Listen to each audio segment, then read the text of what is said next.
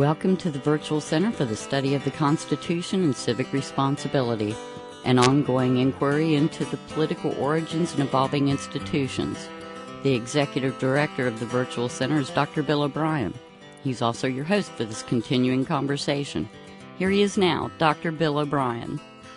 Well, thank you, Agnes, and welcome to this Tuesday edition of the Virtual Center for Study of the Constitution and Civic Responsibility. Today is Tuesday. It is the 18th day of December. It is exactly 1 week before Christmas Day, which is a week from today. And it is a beautiful day, a beautiful fall day.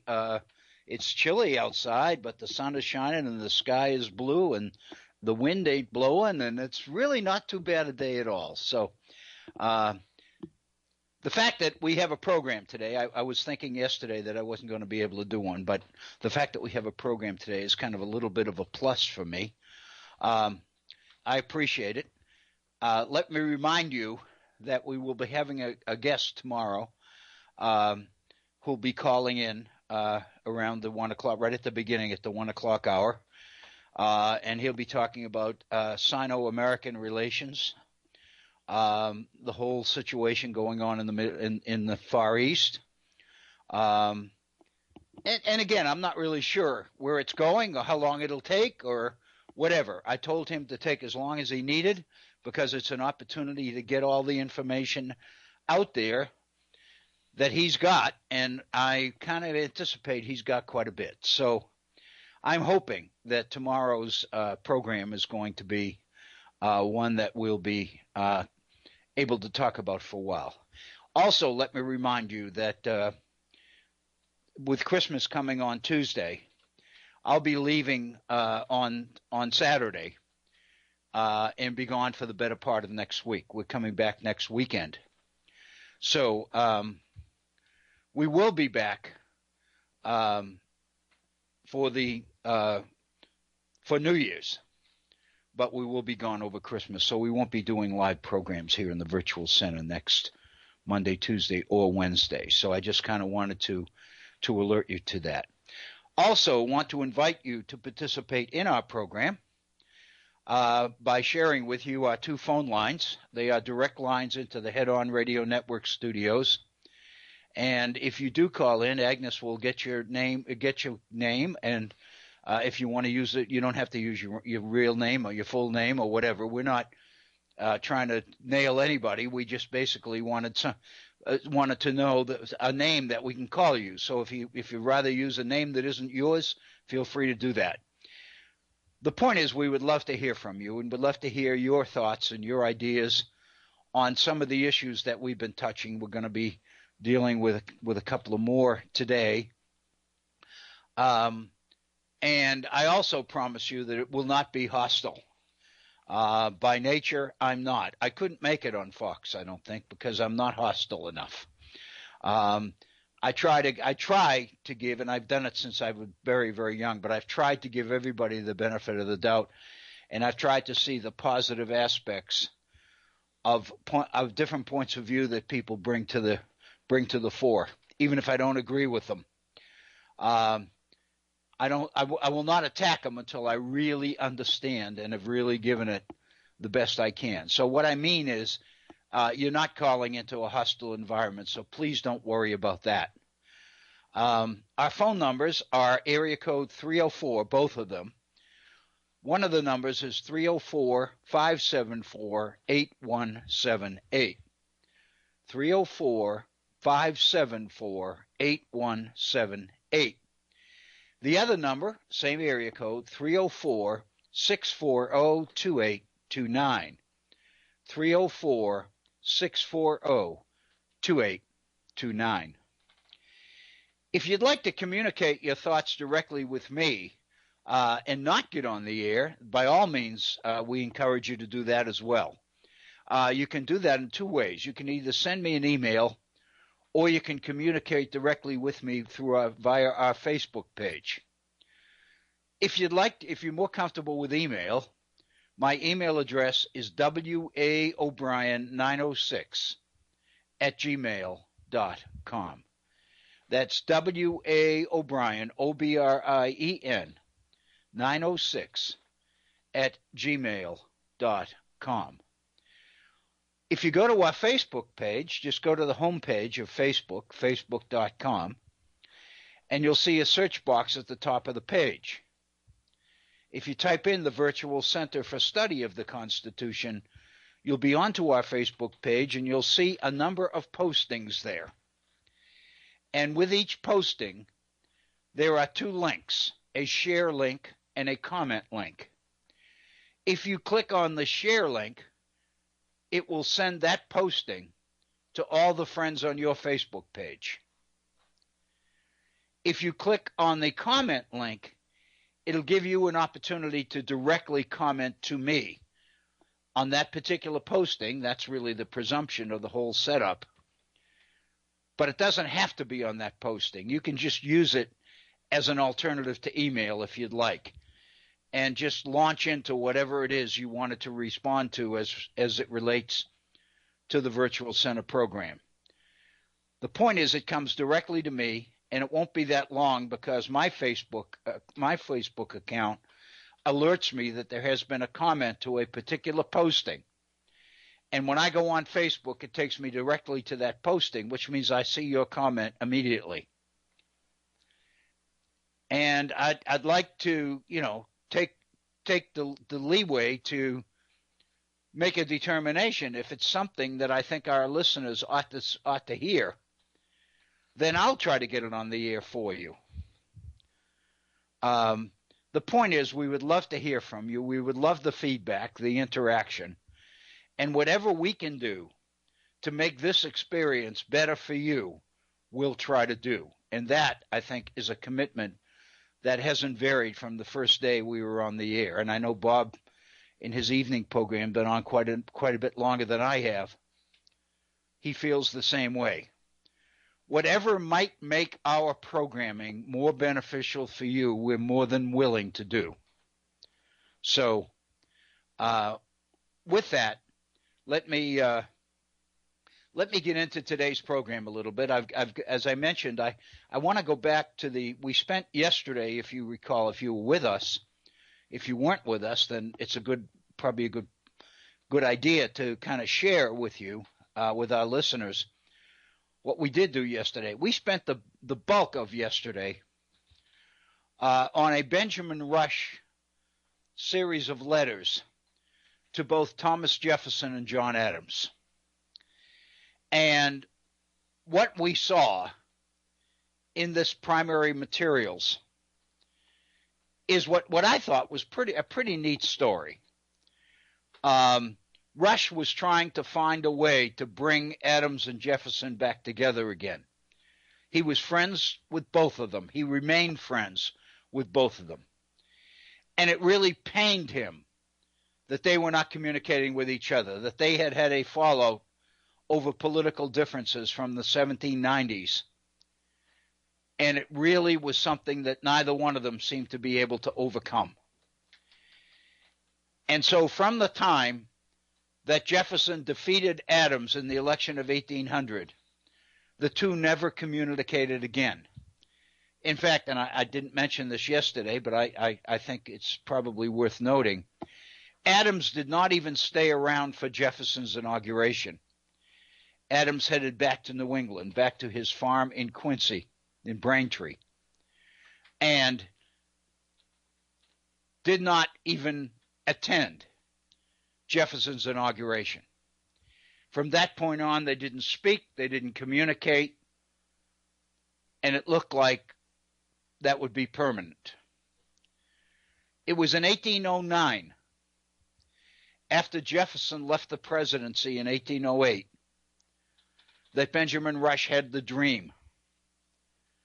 And what he dreamed was that the two had gotten back together again, began to communicate regularly, and produced a series of letters for posterity that were invaluable. And the fact of the matter is that's exactly what happened. When Rush woke up from his dream and wrote down exactly what he could remember of it, he sent it to Adams. He forwarded his dream, his account of his dream, to Adams. And of course, Adams said, Adams being his friend, was very receptive and said, you know, the dream is great, but none of this has ever happened. And then Adams said, but on the other hand, if I should ever receive a letter from Jefferson, I promise you that I would respond to it and I would be cordial. And then Rush turned around and did the same thing to Jefferson and shared with Jefferson Adams' comment that if he got a letter, he would respond to it. And Jefferson reacted by sending such a letter to Adams. And Adams followed through on his promise and responded. And that began the reconnection between the two that produced a series of incredible letters. Let me tell you that the two letters that I've been focusing on are dealing principally with the issue of aristocracy. And I do want to get back to that today. But I want to point out also that these are merely two letters from an incredible number of letters on a number of different issues. Jefferson this is just a personal observation. I don't have any basis on which to validate this, but this has just been my sense. In reading Jefferson's letters, I always find them interesting and insightful. I really enjoy trying to get into Jefferson's mind because he moves so easily from issue to issue. And he's so insightful, so analytical. And therefore what he says is really something worth thinking about, whatever the topic. The reason I say that is because Adams is difficult. Adams's letters are difficult to read. They're very wordy. They tend to be long, and they tend to say things in a longer, more elaborate way than it's necessary to say them and get the point across. Adams was educated and became a student of language. And he used that skill, that talent. He ended up writing very flowery letters. Sometimes they're tough to read because they just seem to go on. And he's always bringing in Latin phrases and Greek phrases and various other things to the point that there's usually things in his letters that you really aren't familiar with and you don't know about.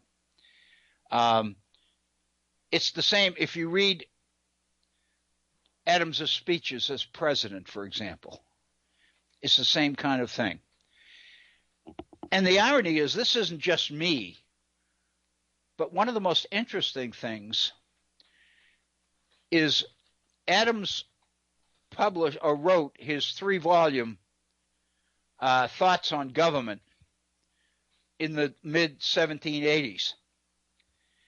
And in the 1780s, I don't think it was late in the 1780s. I think it was a little bit earlier. Many of the states used Adams's Thoughts on Government as resource materials for the constitutions they were writing in the 1780s. After the Declaration of Independence, state after state was drafting a state constitution.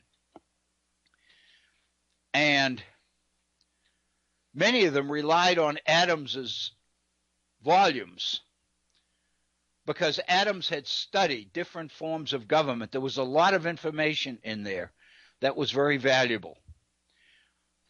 But the fact of the matter is, people at the time commented on how difficult it was to read Adams's 3 volumes on his Thoughts on Government. he was so difficult to read because he got off on detail to the point that you tended to lose sight of what the major point was. And that is reflected in his personal letters also. And I've noticed that. But the fact of the matter is, in spite of the fact that there is that challenge, to me it's a challenge in Adams's letters, the fact of the matter is they are rich. They are loaded with information and insight. The man was extremely intelligent, extremely thoughtful and creative and insightful. I think it's clear that Rush appreciated that.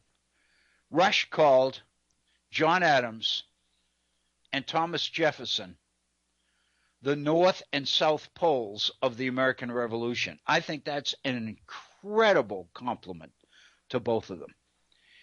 And what he was basically saying is all these incredible people were involved in the decision for independence.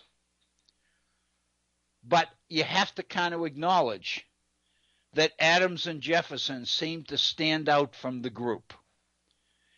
And of course, later on in the 1780s, Madison, along with Hamilton, would assume that role of being a little bit above, a little bit more astute than their colleagues. Because when you get into the origins of the Constitution and you look at the Constitution itself, Madison was brilliant. And so what you find is that many of the people who focus on this founding period are really on target, that this was a special generation. It's just not often that you come across a period in history when you have a meeting of minds like these. And that's why many of those people, especially those people that are given to faith in providence, the idea that there's a bigger power that dictates these kinds of things. And the argument is those people that are inclined in that direction are tended to believe that it's not coincidence that these people came together when they did, that it's some sort of divine providence, and it speaks to the mission of this nation in the world of nations. And a lot of people subscribe to that, not fully, but it's still a very, very popular idea that America's mission in the world is unique. And I'll be very honest with you, you can see it because a lot of the people that are most disturbed and most upset with the behavior of Donald Trump focus on the fact that he's doing serious damage to America's ability to fulfill its role in the world. It's going to take years to recover from the kinds of damage that Trump's presidency is creating with allies and throughout the world, and the respect we're losing, and the quality of leadership that we work so hard to acquire, and all of these things are being cast aside. And it's going to take an awful long time and a lot of effort to recover the nation's respectability after this. And so some people are very, very disturbed by it because they believe that America's mission, America's role in the world, is so important that we shouldn't have to deal with this kind of a serious diversion. And that's what many of these people believe the Trump administration is. It's an interesting perspective. But I think if you think about it, you begin to see it. A lot of people don't articulate it, but when you listen to what they say and you think about it, they're kind of saying this in a way. You know, the reason that they are so disturbed by some of the things that President Trump does and says are because not only it's out of character from what we used to, but the fact that what we used to in this nation is consistent with what many people believe this nation was destined to be. and Donald Trump doesn't fit that mold at all. Into a couple of things about the news of the day before we drift back into the 18th century. As we speak, the trial, the verdict, the sentencing of Michael Flynn is happening. It began at 11 o'clock this morning. Before we came on the air, I checked CNN to see if there had been a verdict. And as of that time, there had not been. What they did have on their homepage, however, was a quote from the judge in which the judge made it very clear what the charges, what the offense that Michael Flynn had committed was about and why it was so serious. So whether he's laying the groundwork for sentence or whether, in fact, he's going to go along with the recommendation of the Mueller group, of the special counsel, that Mueller would be very comfortable with no time in prison at all because Michael Flynn's testimony has been so helpful in the investigation. So I can't share with you a reaction to the verdict because I don't know what it is yet. But one of the things that is clear, and James Comey, former FBI, fired FBI director, came out and made this particular point, is that Donald Trump is doing some things that really are flying in the face of our justice system, not only attacking the Justice Department itself, but doing things that contradict the whole idea of rule of law. He's injecting himself in legal and judicial matters that he really has no business sticking his nose in. Ordinarily, that wouldn't be a problem for average citizens who did that. But since he's president of the United States, when he injects himself into a legal or judicial situation where he really doesn't have any role to play, he creates a problem, not only for the people making decisions, making legal and judicial decisions, but for the principle of rule of law itself. For example, Michael Flynn. The president yesterday, or today, this morning, in one of his tweets, wished Michael Flynn luck in sentencing today. And the result has been a storm of negative reaction. Because let's remember, Michael Flynn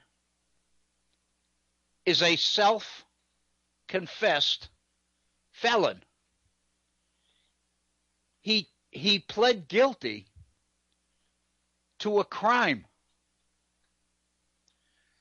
So to wish him luck when he's a criminal, the president of the United States, that really muddies the waters a little bit, if you think about it. And he's doing this in any number of areas and issues. And it's creating real problems. Now, whether he's doing this just to muddy the waters is uncertain. Or whether he just doesn't know and he just can't keep his nose out of everybody's business because he's the president of the United States. We really don't know that. But the fact of the matter is he's creating problems in areas where he shouldn't be doing it. The other thing that that seemed to be making news today was the fact that the White House has backed off on the shutdown, apparently, on the demand for the wall, that the wall be funded to the tune of $5 billion by Friday, or there would be a partial shutdown of the federal government. The president, the White House, has apparently backed off on that. And basically what they said is they'll find money for the wall elsewhere. And, of course, we got to go back to the fact that all through the campaign, Mexico was going to pay for this wall, but we know that that's not going to happen. So anyway, it seems to me that's a significant piece of news. But the one that I really wanted to focus on was a report yesterday that was made public, I believe, in the Washington Post. I think I made reference to it on yesterday's program. And this was the degree to which Russians were able to take advantage of any number of social media platforms in their campaign to impact the 2016 elections, and the fact that they continued to do it after the elections. And what became clear, there were two reports issued yesterday to the Senate Intelligence Committee, which is bipartisan, unlike the House Intelligence Committee. And these two reports, which had been requested by the Senate Intelligence Committee, validated the fact that Russian interference in the 2016 elections and thereafter was much more prominent, much more prevalent than anyone imagined. Now, the problem is it's hard to draw a direct cause-effect relationship between what the Russians tried to do and the impact or the effect that particular interference produced. What we do know is that the Russian efforts to affect the election and the Trump administration afterward are much wider, much broader, much deeper than any of us ever understood or believed. But still, it's difficult to measure how effective this was.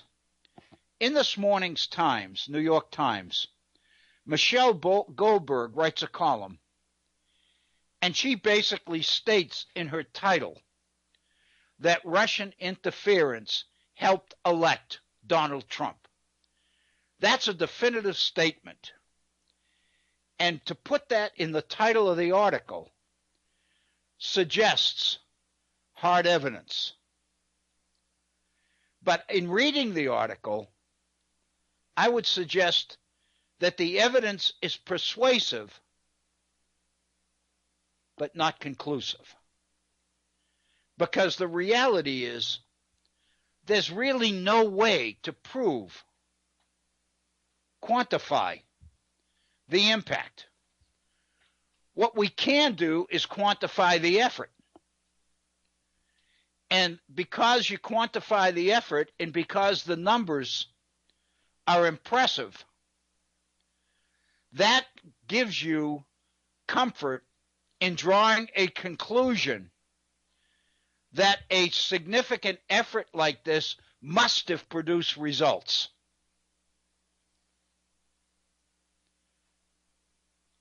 That makes sense, but it's different. It's not hard evidence. And so I think that's a significant factor that all of us need to keep in mind. Let me give you some of the data that Michelle Goldberg pulls together for us in this particular piece. What she's pointing to is a research project undertaken at Ohio State University this year. And what Ohio State researchers were trying to do is measure the impact that fake news had on the 2016 elections. The researchers came up with a questionnaire which they distributed to randomly distributed to voters It included 281 different questions, 3 of which were intended to determine voter exposure to disinformation online. Respondents were asked to rate the accuracy of statements, and here are the 3.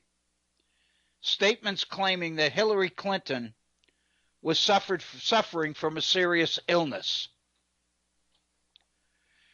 And I think we'll remember the videos during the campaign when Hillary Clinton stumbled getting into her automobile, and her aides needed to help her and hold her up because she was in danger of falling. And the reports after that was she was suffering from dehydration and was overtired, and the campaign was too strenuous and she needed to take a few days off and things like that. The Russians aren't the ones that made that video available to the general population. It was all over the media. It was the media that made news about that issue because it was real. Apparently, the Russians, according to the reports issued to the Senate Intelligence Committee, the Russians picked up on that and basically began to plant stories on social media that Hillary Clinton was suffering from a serious illness. The second question about disinformation was that Hillary Clinton approved weapons sales to the Islamic State while she was Secretary of State. And the third one, that Donald Trump was endorsed for president by Pope Francis. None of those 3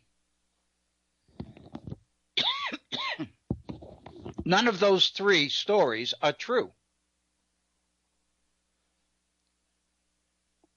So the question is, what was the impact of planting these stories on social media?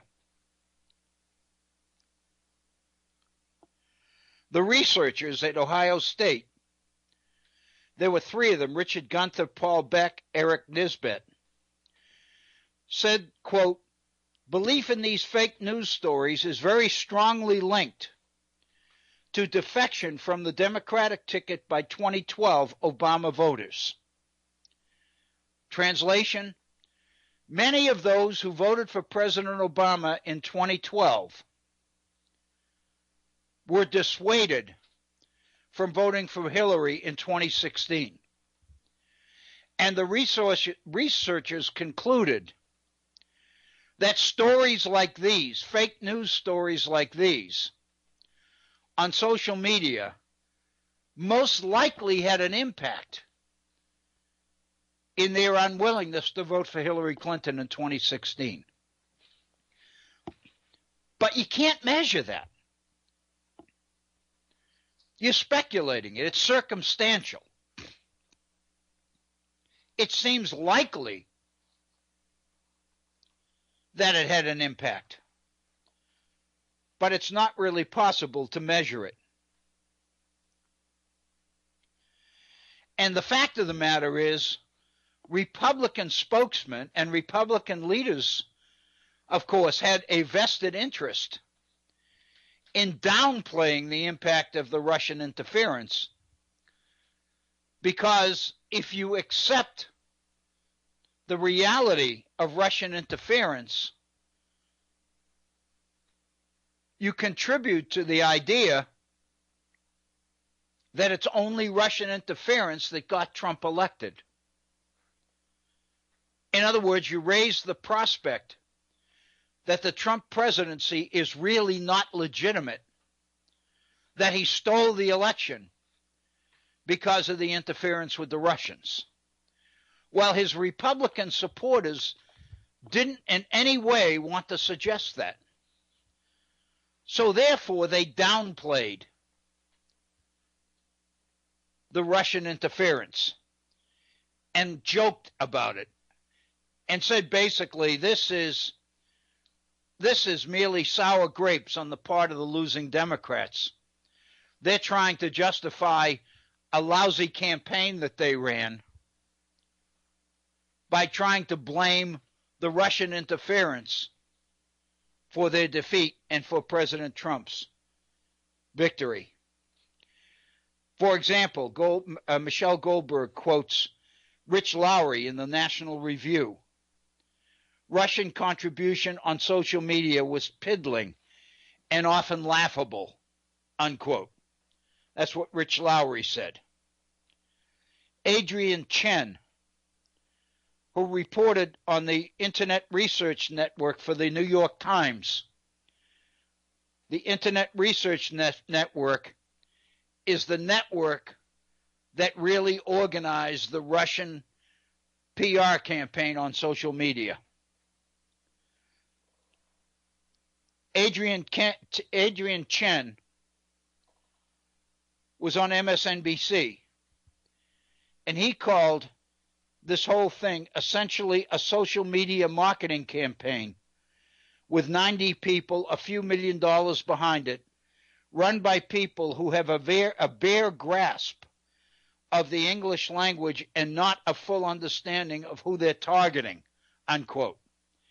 In other words, Chen's argument from his investigation for the New York Times Magazine was that this Russian operation was really nothing. It was not sophisticated. Many of the people involved in it, the 90 people involved in it, didn't speak English very well. Consequently, what they tried to do on social media was patently obvious, and few people would fall for it. So therefore, you can't put much stock in the fact that the Russian campaign really had a serious impact on the election. But then Michelle Goldberg concludes in the middle of her article that the fact of the matter is it's beginning to look like, in fact, the Russian effort did have a meaningful impact. And for evidence of that, she goes to the two reports submitted yesterday to the Senate Intelligence Committee. The first one was by a group called New Knowledge, a cybersecurity company in Texas, along with researchers at Columbia University. The second report was by researchers at Oxford University's Computational Propaganda Center, a company that analyzes social media. Those two reports were submitted yesterday to the Senate Intelligence Committee. And here's some of the results. And it's pretty impressive. Russian propaganda, one of the reports said, had 187 million engagements on Instagram, reaching at least 20 million users. Think about that. Just on Instagram, that one platform, that one social media platform, 187 million items on Instagram that reached 20 million users.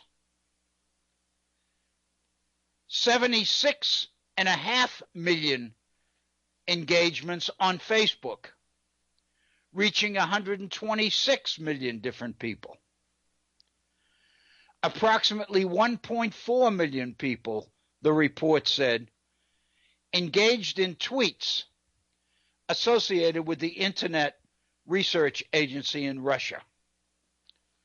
Conclusion, quote, the organic Facebook posts reveal a nuanced and deep knowledge of American culture, media, and influencers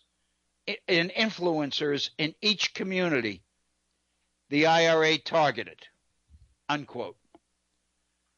So the report argued that these numbers are so impressive that their conclusion is that what was on Facebook showed a deep knowledge of American culture and therefore produced a significant influence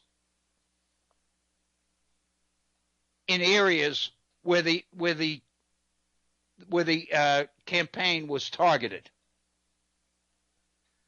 But again, Goldberg admits there's no way to quantify exactly what all this disinformation and manipulation did to American politics. We can't know that. But what we do know is that it had an impact. It had to.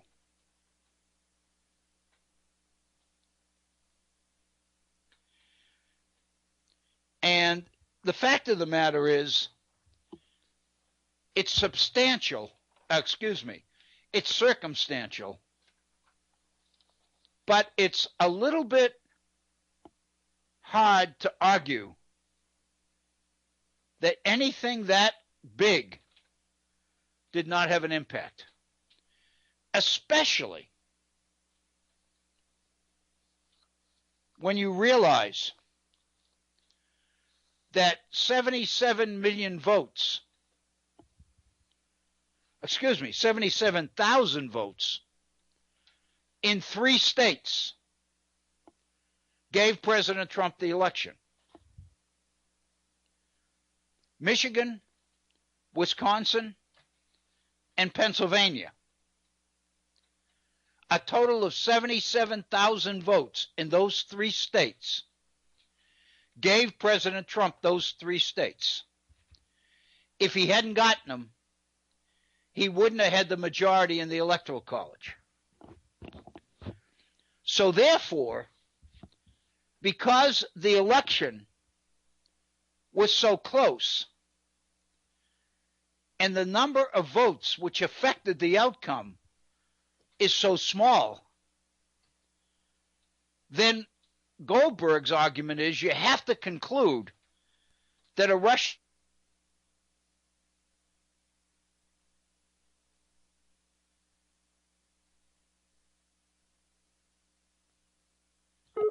you can't quantify the impact, but you can make a pretty good case that there had to be an impact. And that's essentially what Michelle Goldberg does in her piece. That's the first item I wanted to address. The second one is one that I had yesterday. I was going to deal with it yesterday, but I kind of held it, and I don't want to hold it any longer. On Saturday morning on CNN, 9 a.m. Eastern Time, Michael Schmaconish from Philadelphia has an hour program on CNN every Saturday. And whenever I can, I try to catch that program. Not only because I kind of like Michael Schmaconish. He leans a little bit more right than I'm comfortable with. But on the other hand, he works hard to be objective. Not only that, but he's an accomplished attorney, and he's extremely bright. And I always learn something from his programs. When I have access to Sirius Radio on weekday mornings from 9 to 12, I always try to make a point to catch his program on Sirius. He's on the POTUS channel, 124 on Sirius. I'm not advertising him. I'm just telling where he is. But I find his program insightful and informative. And so therefore, when he's on CNN for 1 hour on Saturday mornings, I usually try to catch it. This Saturday was no exception. And this is directly related to the Mueller investigation, more specifically to Michael Cohen's guilty plea. One of the guests that Michael Schmaconish had on his Saturday talk show program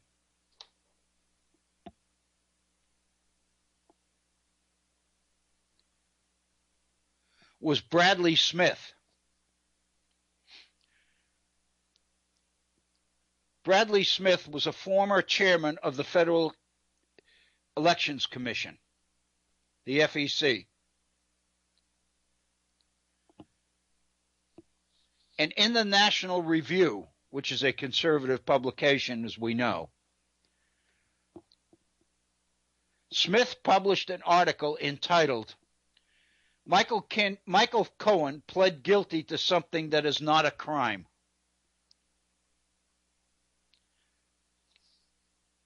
And basically, of course, the argument is that Cohen's collusion with Donald Trump to cover up hush money payments to Karen McDougal and Stormy Daniels constituted a campaign finance violation. Smith disputes that. And his argument is that the crime that Michael Cohen pled guilty to is really not a crime at all.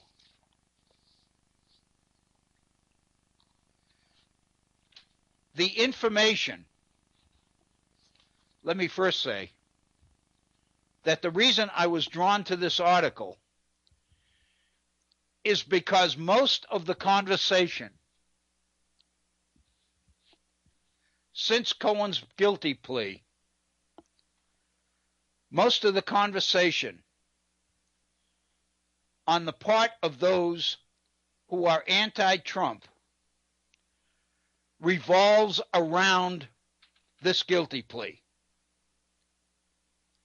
Because as a follow-up, Cohen has acknowledged publicly that President Trump was in the room when David Pecker, publisher of the National Enquirer, and he, Michael Cohen, the president's attorney, basically laid out the plan for paying the hush money. Trump was in the room. I can remember when that report first hit the airwaves last Saturday morning, Friday evening, I believe it was. I can remember hearing people say, we got him now, this is it. He's a criminal. He's going to be impeached. He's going to be arrested when he leaves the White House, et cetera, et cetera, et cetera. All of it based on Cohen's guilty plea. So when I picked up this interview between Michael Smerconish and Bradley Smith, I was very interested in the fact that this gentleman had made the case for the fact that what Cohen pleaded guilty to was not a crime at all. So consequently, after I listened to Smerconish's program, I went to Bradley Smith's article and read it. And there's good information in it. And let me share some of that information with you. The Federal Election Campaign Act is the legislation that makes campaign finance violations a felony. The Federal Election Campaign Act stipulates that a campaign expenditure is any purchase, payment, loan, advance, deposit, or gift of money, or anything of value, for the purpose of influencing any election for federal office. Unquote. That is a quote from the legislation. A campaign expenditure constitutes any purchase, payment, loan, advance, deposit, or gift of money or anything of value for the purpose of influencing an election for federal office. According to Cohen, and according to the U.S. attorney to whom Cohen pled guilty, the hush money payments, it appears, were made in hope of preventing the information from becoming public before the election. Therefore, the hush money was being paid for the purpose of influencing the election. Therefore, it was a violation of the law. Therefore, Cohen is a felon. And the fact that Trump was there and Trump was in the room and Cohen made an audio tape, which many of us have heard on television, of Cohen and the president talking about David Pecker and talking about hush money, and Cohen suggests it needs to be cash, and the president said no, and he comes up with the idea of creating these shell companies to make the payment. Therefore, the president is directly involved in a crime. And now this author, Bradley Smith, is claiming that that is not true. Smith says that there really is no violation of the Federal Election Campaign Act by any of this. First of all, he says, you can't read the language in a law like this literally. If you do, virtually every political candidate for the past 45 years has been in violation. And then he gives examples. The candidate who thinks, quote, I need to brush my teeth, shower, put on a nice suit today in order to campaign effectively, Smith says surely is not required to report his toothpaste, his soap, and his suit to the Federal Election Campaign Committee as a campaign expenditure. He would brush his teeth and wear his clothes whether he was campaigning or not. So to say that because he didn't report these as campaign expenditures, he was a felon, Smith says, is ridiculous. When a candidate eats his Wheaties in the morning, the breakfast of champions, surely one cannot campaign on an empty stomach. His cereal and the milk on it are not campaign expenses because he would eat breakfast anyway. So here's Smith's conclusion. So what does it mean when the law says, for the purpose of influencing an election? To understand this, we read the statutory language in conjunction in other parts of the statute. The key, he says, is the law's prohibition on diverting campaign funds for personal use. This is a crucial distinction. The law defines personal use as spending, quote, spending used to fulfill any commitment, obligation, or expense of a person that would exist irrespective of the candidate's election campaign, unquote. So the candidate may intend for good toothpaste and soap, a quality suit, and a healthy breakfast to positively influence his election, but none of these are campaign expenditures because all of them are purchases that would typically be made irrespective of whether he was running for office or not. Consequently, back to Cohen's guilty plea. Few people would think paying hush money is a legitimate campaign expenditure. That's obvious, he says, because there are a number of reasons why President Trump would not want these alleged affairs to be known. He wanted to maintain family harmony, protect members of his family, especially his young son Barron, preserve his future viability as a television personality in case he lost the election. All of these things suggest a reason why the president would want to keep the alleged affairs with Stormy Daniels and Karen McDougal quiet, whether he was a candidate for president or not. So therefore, the hush money, according to Bradford Smith, is not a campaign expenditure.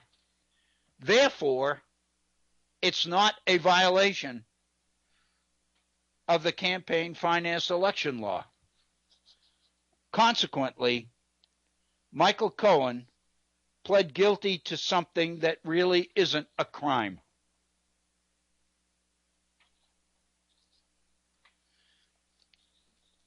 I wanted to present that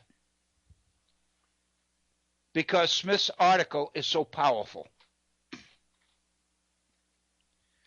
And I ask you to think about it in light of the previous issue we looked at, which is the Michelle Goldberg article on the link between the Russian campaign and the election results themselves. It's really easy to make a case, a circumstantial case, that because the Russian campaign was so broad and so far-reaching and touched so many different social media platforms, Facebook, Google, YouTube, Instagram, Reddit, Twitter, all of these things, it was in all of them. That's what made it so hard to pin it down, because many of the people involved who were writing these things were moving from one platform to the other, and it was really difficult to get a handle on how extensive this campaign was.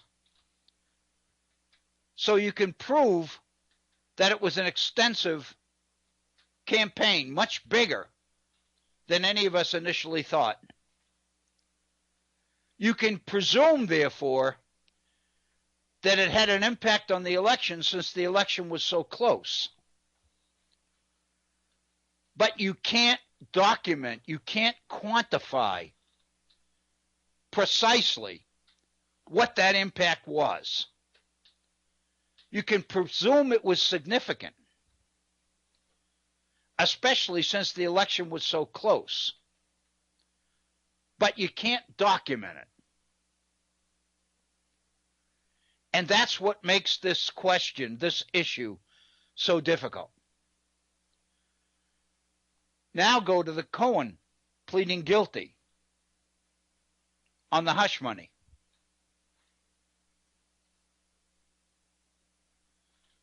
Since the president would want to keep the alleged affairs with Stormy Daniels and Karen McDougal quiet in order to protect his family and protect his own future should he not be elected president, then you've got a likelihood that he would want to suppress the affairs, irrespective of the fact that he's candidate for president of the United States. So the fact that he's president, that he's a candidate for president, complicates the issue, according to Smith, but it doesn't directly constitute a violation of the campaign finance law. Because the fact of the matter is, the likelihood is the president would be suppressing knowledge of the affairs anyway, whether there was a campaign or not. Again, you can make a circumstantial case, but you can't definitively prove it. The last posting, I realize we're right at the top of the hour, but I want to make this point before we take our break if I can. The most recent Facebook posting that I put on Facebook, I put on Saturday after the Smuconish program and after reading Bradley Smith's article. Because I thought Bradley Smith's article was something that needed to be addressed. Because it's solid. You can't leave this out there hanging. It either is or it isn't. It's a felony, it's a crime, or it's not. So you got most people arguing that it is a crime. It implicates the president. The president is a felon. End of story. But now you got Bradley Smith's argument. And it's a pretty sound one, if you think about it. So where do we go from here? I got on Facebook because I wanted to strengthen the case that Bradley Smith disputes. Because I think that there's one factor that Bradley Smith is overlooking. I don't necessarily believe that he's doing it unintentionally, but he's ignoring the issue of time. He's ignoring the fact that the allegations happened long before the campaign even was a possibility. But the fact of the matter is, it's when the campaign becomes a reality that the hush money decision happens. Let me be a little bit more specific. If President Trump wanted to hide the alleged affairs with Stormy Daniels and Karen McDougal to protect his family, to protect his wife, to protect his son, to protect his reputation, to protect his future career in the media. And if the hush money was intended to do that, then why wasn't the hush money paid long before the election season? Why is it that the decision to pay hush money to Stormy Daniels and then Karen McDougal didn't happen until the president became a candidate?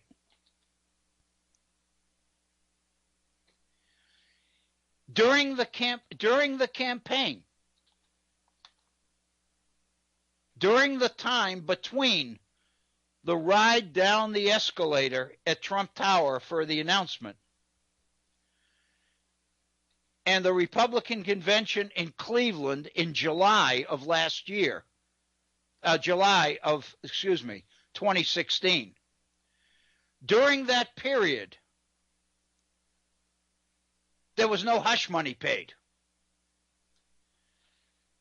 And presumably, we can conclude that the reason for that is because realistically, Trump and his people didn't really believe he had much of a chance.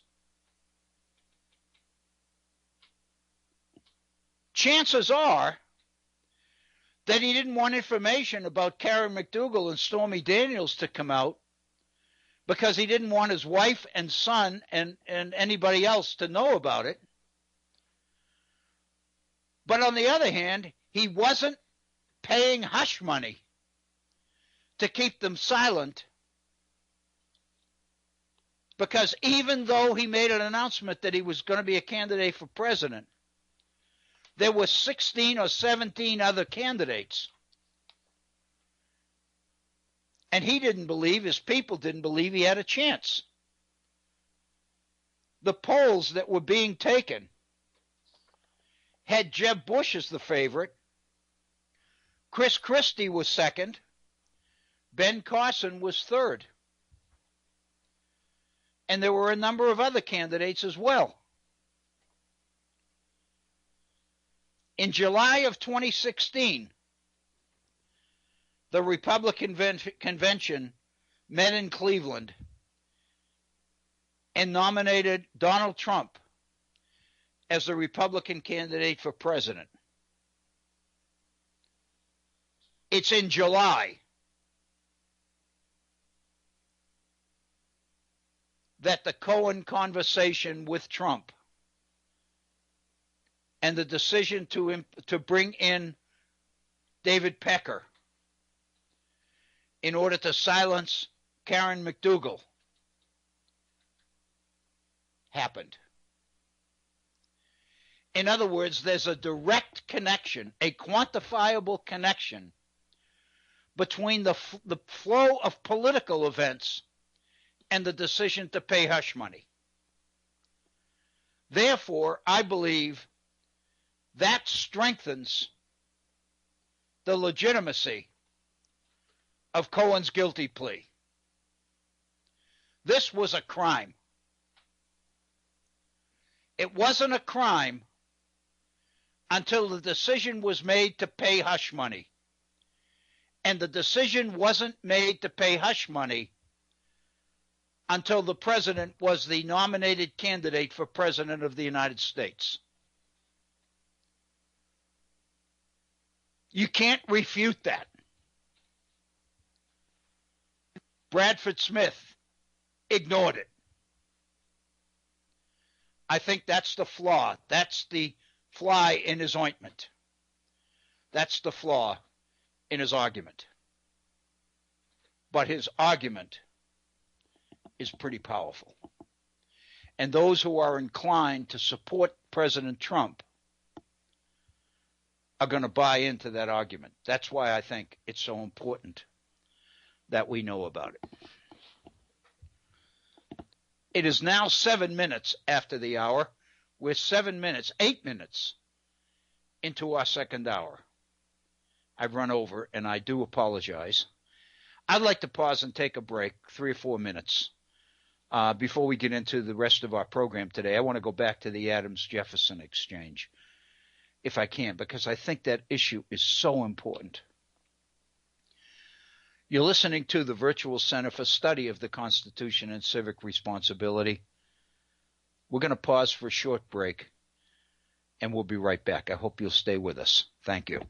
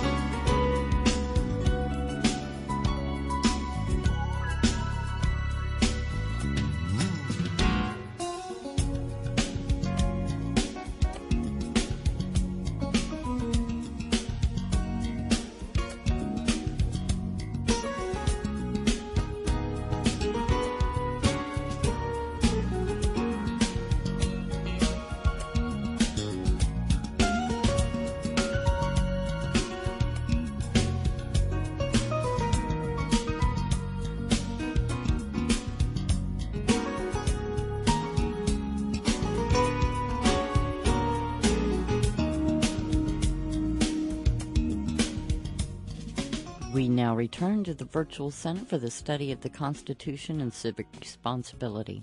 Here's your host, Dr. Bill O'Brien. Well, thank you, Agnes, and welcome to our second hour. It's a short one.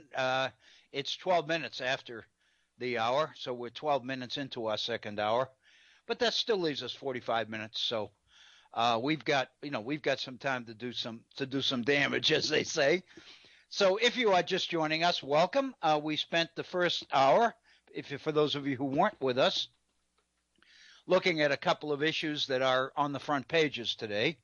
One is the two reports to the Senate Intelligence Committee demonstrating the extensive nature of the Russian efforts to interfere in our 2016 elections.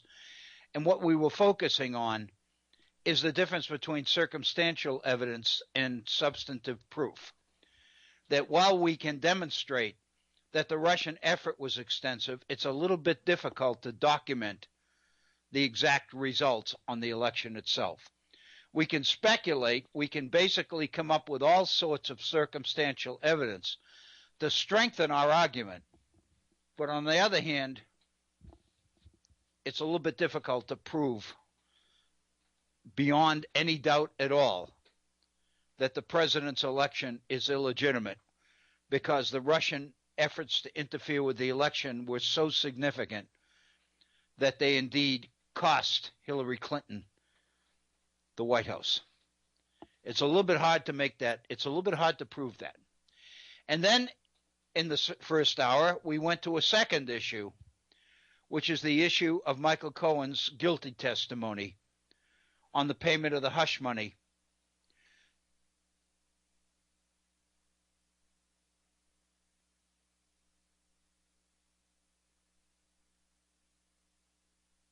felony. An article in the National Review by Bradford Smith argued that what Cohen pled guilty to is not really a crime, because paying hush money to keep an issue quiet is not directly considered to be a campaign expenditure, even though keeping it quiet would have an impact on the election, presumably. It's hard to make the case, Smith argues, that it's a campaign expenditure. And I try to basically refute that by looking at the time and making the point that the payment of hush money didn't come about until the president was a candidate. If Smith's argument that the president had an interest to keep news about the alleged affairs from his wife and family and son, then why didn't he pay hush money at the beginning? He didn't pay hush money until there were political issues involved. So therefore, that establishes, my feeling is, a direct link between the campaign and the payment of the hush money. That becomes a campaign expenditure. You're paying for the silence of people whose information could dramatically affect the outcome of the election. Of course, the irony is when you put these two stories together, the Russian campaign on the one hand and the hush money payments on the other, and then you look at how close the election results were, 77,000 votes in 3 different states to give President Trump the victory in the Electoral College, even though Hillary won the election by 3,000 more popular votes. It's the election, the electoral votes that count, and President Trump won them. When you look at how close it was, 77,000 votes, and you look at the campaign, the Russian campaign on the one hand, and the payment of hush money on the other, it suggests a very solid case for the argument that the president's victory in 2016 may indeed be illegitimate.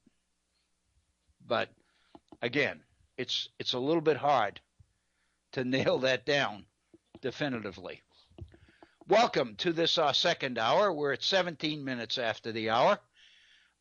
We would love to hear from you. If you'd like to call in, we would love to hear from you. Remind you that tomorrow we'll be having a guest, and the topic will be Sino-American relations. Our guest will be Kevin Shanley, who's a retired history professor at State University of New York in Albany. He and I have been friends for 25, 30 years, I guess. Not close friends necessarily. We went our separate ways several years ago, but we have stayed in touch. And in the interim, Kevin has become pretty much of a scholar. He's a consultant on on China and on the Far East, on the politics of the Far East, and relations between China, mainland China, and Taiwan, and many of the other issues in that part of the world. So when he offered to come on and share his knowledge with us, I thought it was an opportunity that was too good to pass up. So that'll be tomorrow on tomorrow's program. And that'll be our last program until New Year's week, because I'll be out of town next week and we will not be doing live programs Christmas week. So it'll be a week from next Monday before we get back together again live. If you'd like to call in, our phone numbers are two. Both of them have the same area code, 304. The first one is 304-574-8178. The second one, 304-640-2829. If you'd like to send me an email, you can do that. My email address is waobrien906@gmail.com. Or if you'd like to send me a message on Facebook, you can do that by going to our Facebook page. In the search box at the top of Facebook's homepage, type in the Virtual Center for Study of the Constitution, and you'll see on our Facebook page a number of postings. And at the end of the postings, there's a comment button. And if you click on the comment button, that'll give you the opportunity to send a comment directly to me. Presumably, that was set up so that you could comment on that particular posting. But there's no law that says you have to do that. You can comment on anything related to this program, because I will get your comment and I'll be able to deal with it accordingly. The fact of the matter is, we would love to hear from you. We would love your input into how we can make our programs a little bit better. I wanted to spend the last portion of our time together today, and even though we will be having a program tomorrow, we'll be having a guest. And so it's likely, I don't know whether in fact our guest is going to be here for the full time tomorrow, but it's likely that he might. And so if that's true, then this is really our last chance to get together on this stuff for better than a week. So I wanted to take this opportunity to kind of go back to the letters that we've been dealing with, namely the exchange of letters between John Adams and Thomas Jefferson on the issue of a natural aristocracy. And I wanted to kind of nail down what I think are the significant aspects of this exchange and what it might mean, what it does mean, and what we can take from it, and where it might lead us. Jefferson's letter is first. Jefferson's letter is dated October 28th, 1813. Let me begin with a conclusion. After you read both of these letters, it's very obvious that these two scholars, these two bright, intelligent founders, representatives of the founding generation, are pretty close together on the issue of a natural aristocracy. Jefferson, and I think I read this quote yesterday,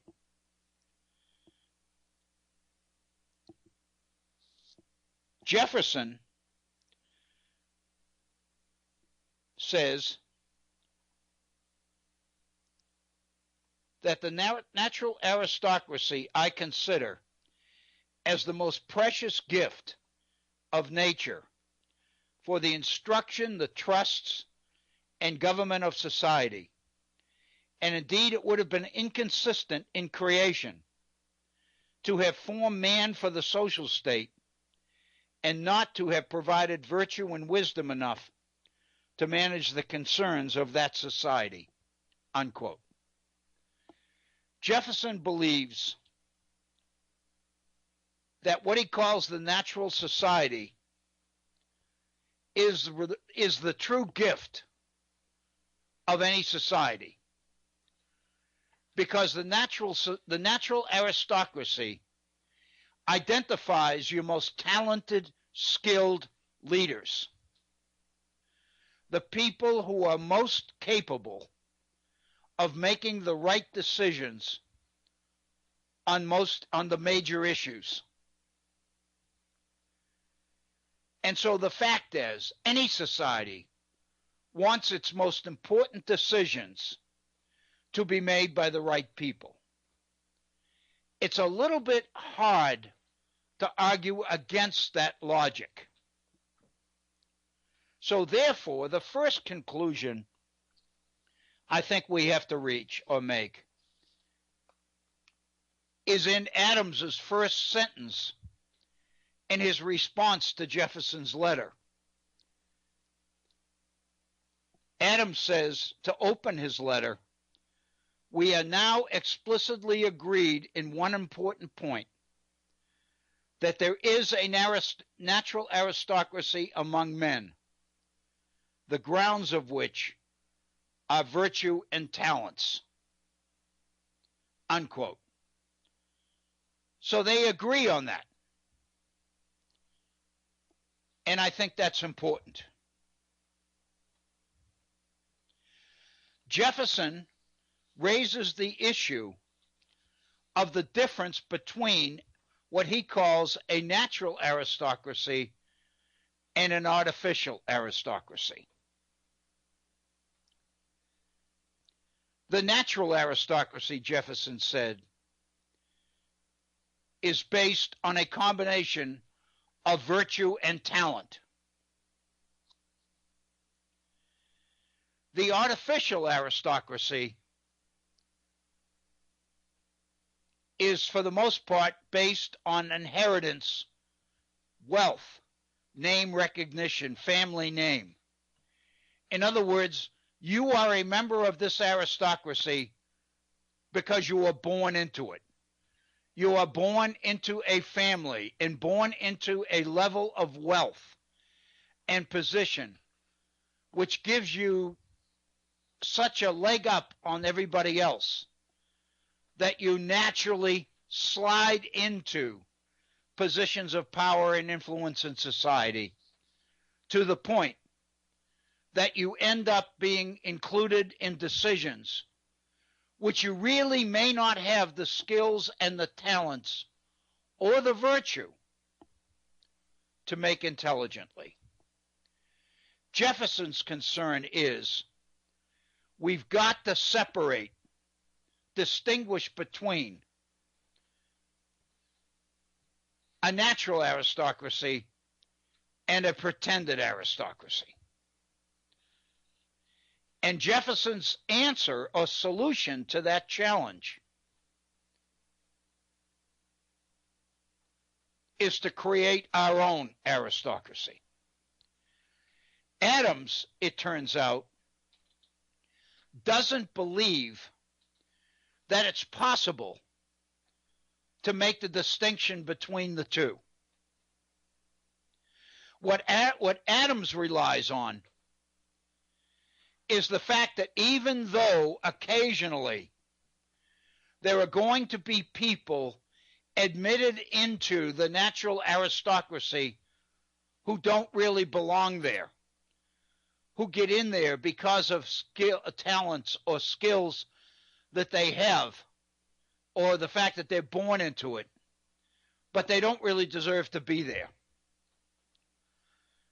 But Adams's conclusion is there's never going to be enough of them to materially affect the outcome.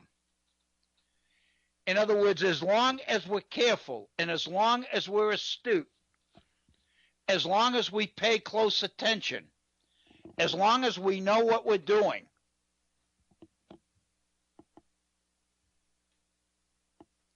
these pretended aristocrats will never be able to garner the kind of influence they would need to have to negatively affect a society, or our society more particularly. That's basically Adams's fallback position. His argument is that while it's almost impossible to distinguish between the two, the fact of the matter is there's never going to be enough of the phonies to cause serious damage. And he also comes up with the alternative to that. Even if it should happen that the pretended aristocracy end up dominating a society, the fact of the matter is they're not going to make it anyway because they don't have the intelligence or the virtue or the skills to govern correctly, even if they do end up in a position to govern. Adams's argument is, and let me not put words in his mouth and make his argument for him.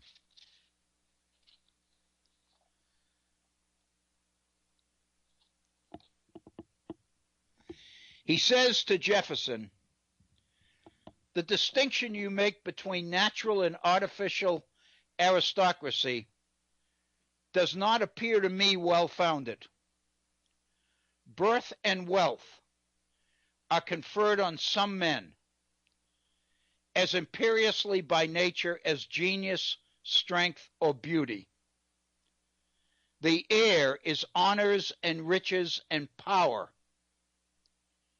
even though often there's no more merit in procuring these advantages than he has in obtaining a handsome face or an elegant figure.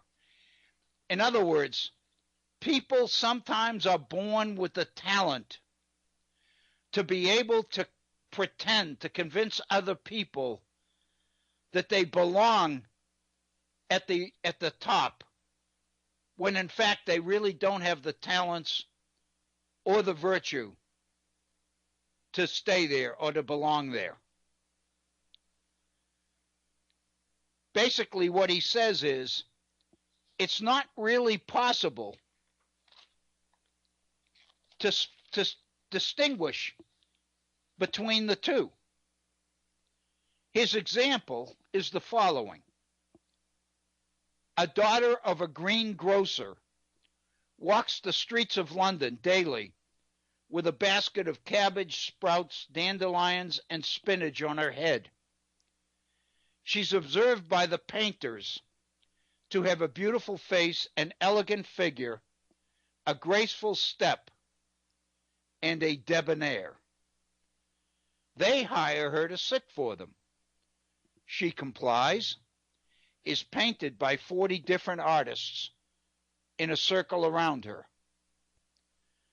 The scientific Sir William Hamilton outbids the painters, sends her to schools for a genteel education, and marries her.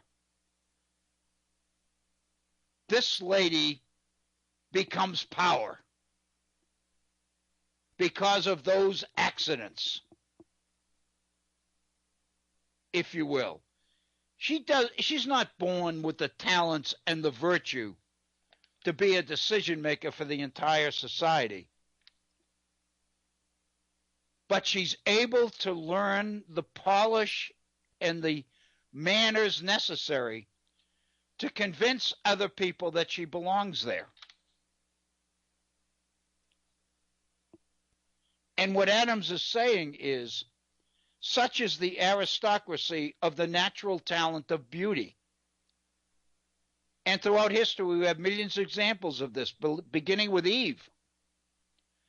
And how persuasive, how much beauty itself is able to bring power and influence to those who possess it.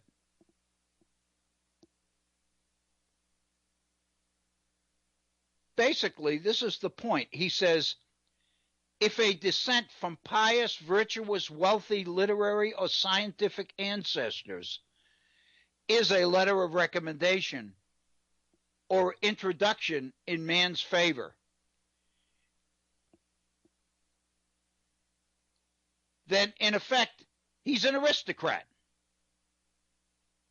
because he can influence other people. If you have the skills and the talent to influence other people, then as far as society is concerned, you're an aristocrat. The example he uses of that, for that, is Benjamin Franklin. And basically what he says is Benjamin Franklin had all of the polish and all the skills and all the social graces so that wherever he went, he impressed people.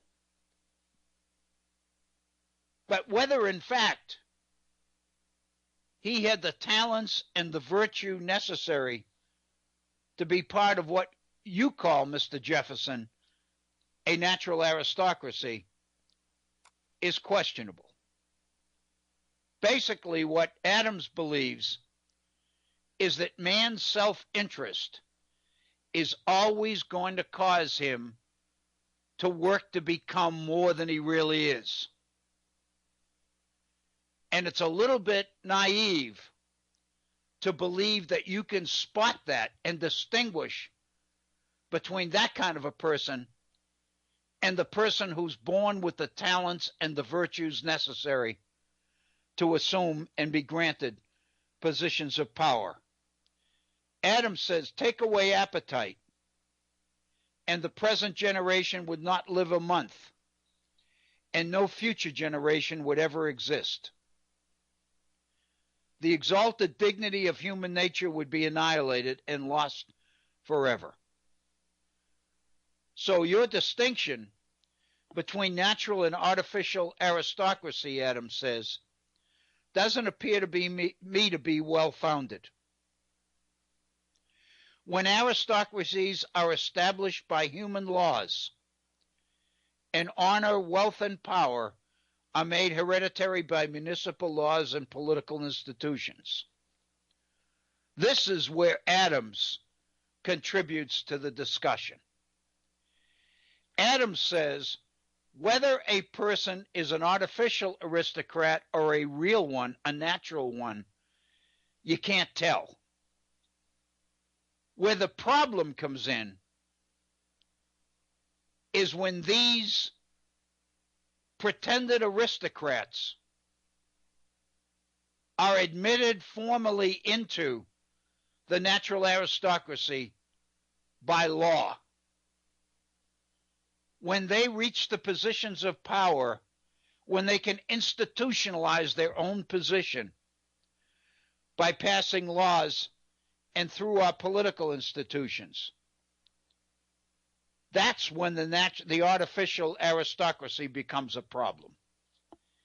It's not a problem up until that time. We can handle it. But when they begin to pass laws guaranteeing their position and solidifying it, that's what we get in trouble. But then he says this artificial aristocracy can never last. The everlasting envies, jealousies, rivalries, quarrels among them, their cruel rapacities upon the poor ignorant people who are their followers, compel them to set up a Caesar, a demagogue, to be a monarch, and a master. Here you have the origin of all artificial aristocracy. which is also the origin of all monarchy. It's setting up your positions and institutionalizing them by law. His argument is that's what we got to be afraid of. That's where we get in trouble. So Adams's argument is create a place where you can put these people where the damage they can do is minimum.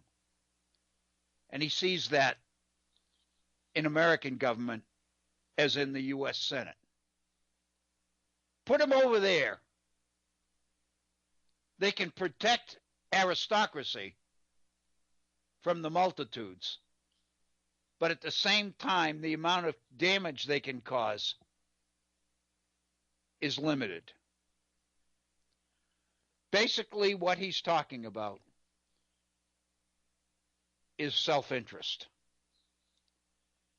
And he said, when will we ever terminate this madness for land, this madness for profit, for property, for position, for influence, for power, for wealth? No matter where you go, no matter what state you look at, every one of them has a white rose and a red rose, a Caesar and a Pompey. They're in every state in the Union, and the contests with them will always be lasting. Then he gets into our history, and he talks about banks. And he said, this mania for banks, his argument is banks institutionalize artificial aristocracy. They create positions of power and influence for people that may have the self-interest and the drive to be there, but don't have the skills and the talents they need to warrant the positions of influence that they end up getting. Adams says, at my table in Philadelphia, I once proposed to obtain an amendment to the Constitution prohibiting the individual states from creating banks, creating one national bank, allowing Congress to do it, and allowing that one branch to have branches in each state. But my proposal never went anywhere. He said, this system of banks, begotten, hatched, and brooded by William Duer, Robert and Gouverneur Morris, Hamilton and Washington, I've always considered to be a system of natural injustice. This is a sacrifice of the public and private interest to a few aristocratic friends and favorites. Banks have done that. What inequalities of talent have been introduced into this country by these aristocratical banks. That's what we got to worry about. We don't need to worry about artificial aristocrats sliding into positions of influence that they don't deserve. What we need to worry about are those people that once they get into positions of power, institutionalize them with the law. Create institutions so that they can't be kicked out. You can't get rid of them once they're there. That's when the artificial aristocracy becomes a problem. That's when the dangers start. Jefferson's proposal, or Jefferson's argument on this issue of aristocracy, I believe, is much more idealistic. It's something that I tend to favor. I believe, along with Jefferson, that it's possible to educate the general population, the general public, sufficiently enough to be able to spot the phonies from the real thing. Jefferson said, I don't go along, he said to Adams. I don't go along with your idea that it's best to put the pseudo-aristocrats into a second chamber of government where they may be hindered from doing mischief by their coordinate branches, where they can also be a protection of wealth against the agrarian and plundering enterprises of the majority of the people. That sentence in Jefferson, I think, is really important. This is where Jefferson differs from our situation today. Jefferson obviously believes that there's a certain group of people that are uneducable. There's a certain group of people who'll never be adequately educated. He's not talking about them. He's talking about the bulk of the population who can be. He's talking about creating the kind of a society where the people with the skills and the talent that we're looking for can become visible, can become evident. And that means society needs to be open. There needs to be opportunity for everybody, including the very poor. We've got to be able, from the time that the most talented people are children, to recognize them and get them out of their environment and ultimately bring them into ours by subsidizing their education. And Jefferson believes that his proposal for the general diffusion of knowledge, universal education, was the way to do it. Divide every county in Virginia up into wards, he proposed. They will become like your townships. In each ward, set up a school for reading, writing, arithmetic. Make sure that every kid, rich and poor alike, goes there at public expense. That's where ultimately you teach right and wrong. That's what you teach values. That's what you alert people to look for.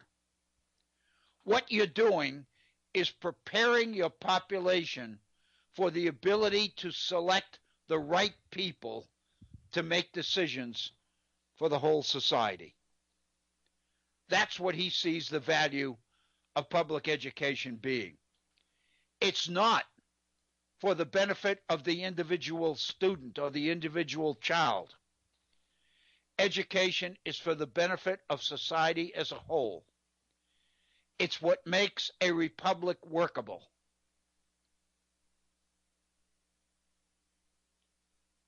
Jefferson says in this letter, which I think is fantastic, that these wards he creates within each county also has a second objective, and that is to become the mechanism for self-government by making sure that decisions that ought to be made locally are made locally. By giving the ward, giving these local areas care for the poor, roads, police, elections, nominations of jurors, administration of justice, elementary exercises of militia. In short, Jefferson said, to make them into little republics with a warden at the head of each, so that they can better manage local concerns than the decisions can be made far away from a general state government or national government. Also,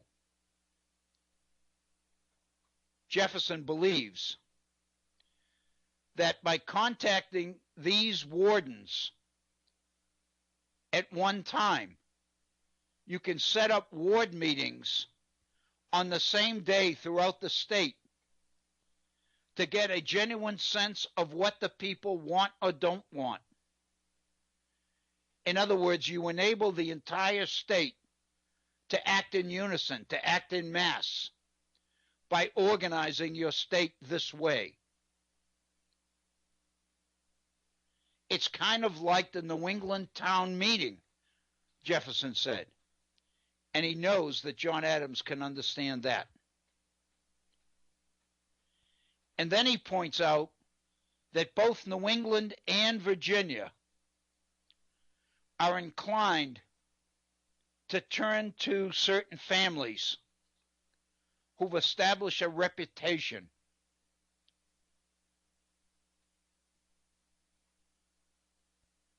and the fact of the matter is these families often slide into positions of leadership and power just by the accident of their birth or because they have a certain last name.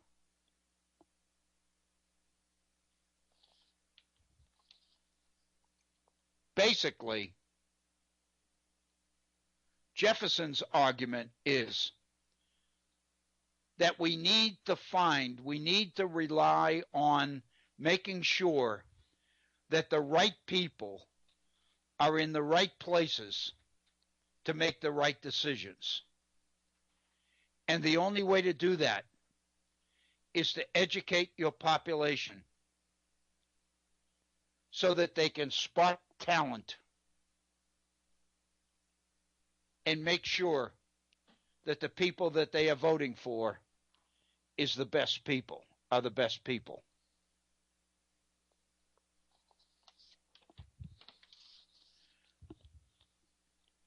This is ultimately the difference between Adams and Jefferson. Before we end up, we've got about 10 minutes, 9 minutes, I guess, in today's program. There's one more issue here that I don't want to let this whole topic end without focusing on. And it's specifically Jefferson's idea that whether you're talking about the natural aristocracy or the artificial aristocracy, what you're really talking about are all the people together that don't constitute the plundering enterprises of the majority of the people. One thing that we've got to confront here, it seems to me, is the reality of the age. These people did not believe that everybody was educable. They believed that certain people were beyond hope. That's why they were so enamored with the idea of property qualifications for voting and office holding. Because they believed that the ownership of property created a sense of personal responsibility which guaranteed good civic attitudes. And what you really needed to worry about were the abject poor, the very poor, who had nothing and therefore would fall for anything. They are not independent, they are dependent. They're constantly looking to be taken care of. These people, educated people of the 18th century believed, can never have power, can never have the vote. It's kind of like in Southern society, in the slave South prior to the Civil War. what we call today poor whites. What the bestseller today, Hillbilly Elegy, refers to as hillbillies. The uneducated, the uninformed, the uninterested. They can never be admitted, established society believes, into the mainstream of society. Our republic has made the decision to refute that belief. What distinguishes our nation today from the nation of the 18th and early 19th century, we believe the decision was made in the early 19th century with the expansion of universal education. The argument or the belief was that everybody was educable. And that's a major issue that we've never really embraced. We committed to it, but we never really followed through on it.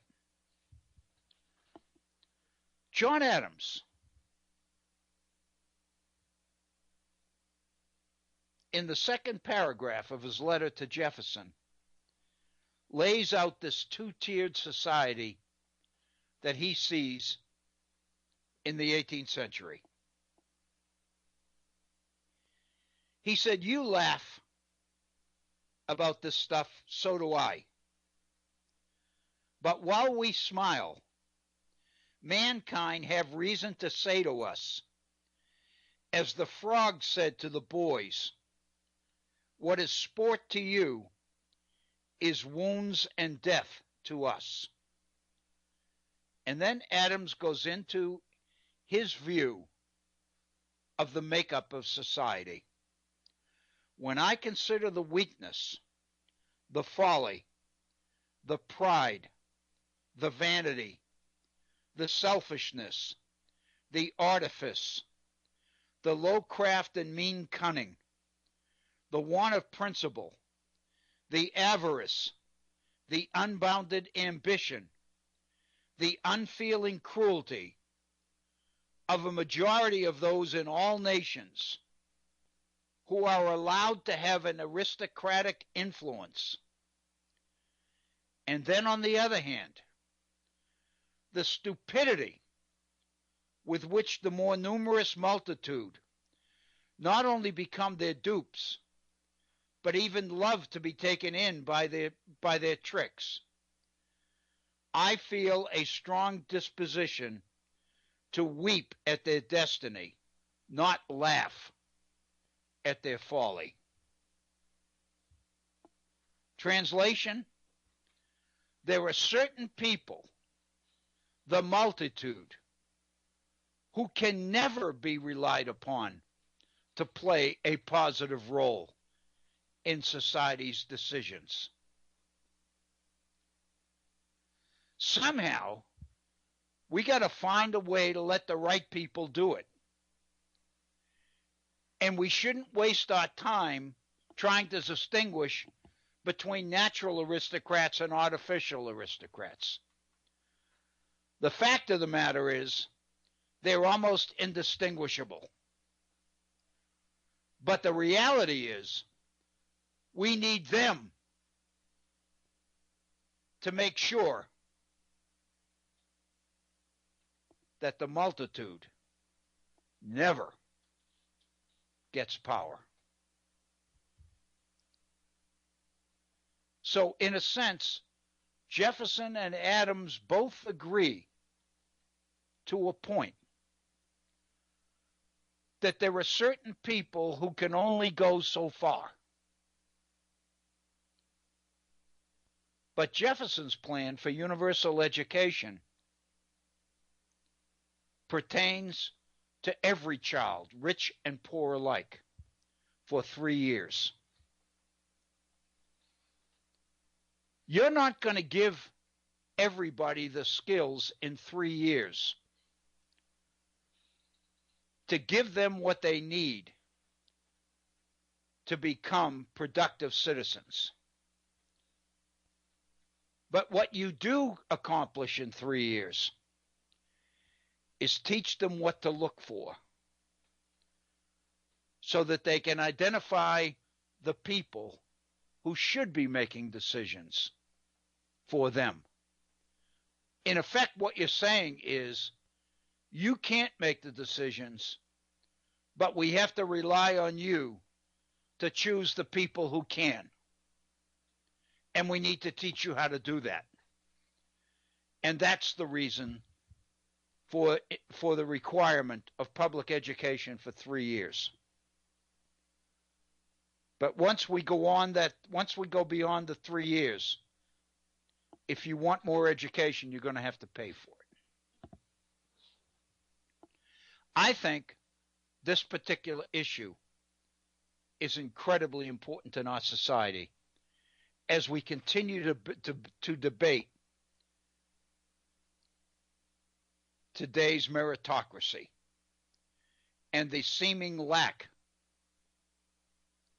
of social consciousness and public service in today's decision makers. What we see in our society, in our world, are too many people who are using their positions of power and influence for their own benefit, not for the public's benefit. And what society is looking for is a way to fill that void, finding a way to correct that. We're at 59 minutes after the hour. This is it for a while.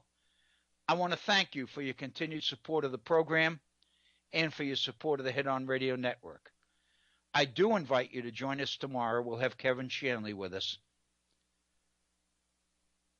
I look forward to it. I hope you have a wonderful evening. I want to thank you once again for being with us. I hope you have a great day, great evening. Be kind to each other, and thank you.